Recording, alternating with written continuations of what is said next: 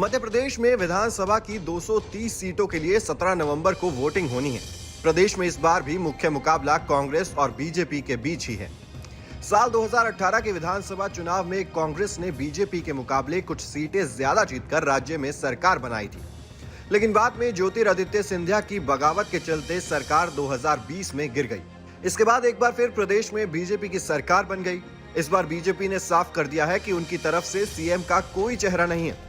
CM का चेहरा सिर्फ कमल का निशान है। वहीं कांग्रेस के वरिष्ठ नेता अपनी रैलियों में कमलनाथ को सिरमौर बनाने की बात कर चुके हैं। जैसे जैसे चुनाव नजदीक आ रहा है, दोनों ही पार्टियों के प्रत्याशियों की सूची भी जारी हो रही है। शुरुआत में ऐसा माना जा रहा था कि मध्य प्रदेश में भी कांग्रेस 2024 लोकसभा चुनाव के लिए बने गठबंधन इंडिया के बैनर पर ही चुनाव में आएगी, लेकिन ऐसा नहीं हो सका। पार्टी ने सभी सीटों पर अपने उम्मीदवारों की घोषणा कर दी है। इसी के चलते समाजवादी पार्टी के नेता अखिलेश यादव कांग्रेस से नाराज चल रहे हैं। कभी अखिलेश को लेकर कमलनाथ कुछ अटपटा बयान देते हैं, तो कभी अखिलेश कमलनाथ के नाम में कमल होने की बात कहकर उनका बीजेपी से कनेक्शन दर्शाने की कोशिश करते हैं। इन सबके बीच राज्य के मुख्यमंत्री शिवराज सिंह चौहान चुटकी लेने से नहीं चूक रहे। शिवराज सिंह चौहान ने वीडियो जारी कर कमलनाथ और कांग्रेस पार्टी पर निशाना साधा। उन्होंने कहा कि कमलनाथ अपने बेटे को सेट करने में जुटे हुए हैं। वहीं कांग्रेस के दूसरे वरिष्ठ नेता दिग्विजय सिंह भी अपने बेटे के टिकट के चक्कर में लगे हैं। कांग्रेस में कार्यकर्ताओं की अनदेखी हो रही है। कमलनाथ सोनिया गांधी की भी नहीं सुन रहे। इंडिया गठबंधन के साथ ही उनसे नाराज हैं। कमलनाथ उनके लिए गलत शब्दों का इस्तेमाल कर रहे हैं।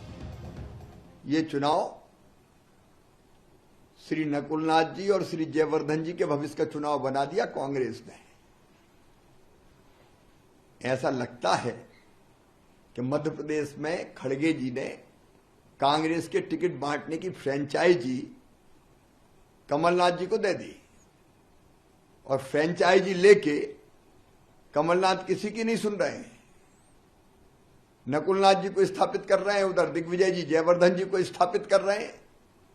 कमलनाथ जी तो खुद ही सर्वे करा रहे हैं और खुद टिकट बांट रहे हैं।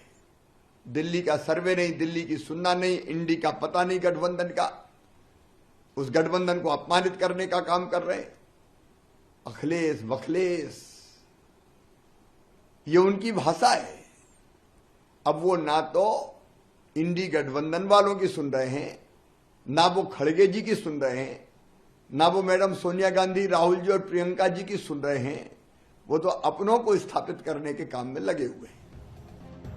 आपको बता दें कि शिवराज सिंह चौहान ने साल 2003 में राज्य के सीएम की कमान संभाली थी। इसके बाद 2008 और 2013 के विधानसभा चुनाव में भी बीजेपी के जीतने पर कुर्सी उन्हें ही मिली थी, लेकिन 2018 में बहुमत से कुछ सीटें कम रहने पर शिवराज के हाथ से कुर्सी चली गई। लेकिन मार्च 2020 में ज्योतिरादित्य सिंधिया खेमे को अपने पाले में लाकर शिवराज ने फिर से सीएम की कुर्सी अपने नाम की थी।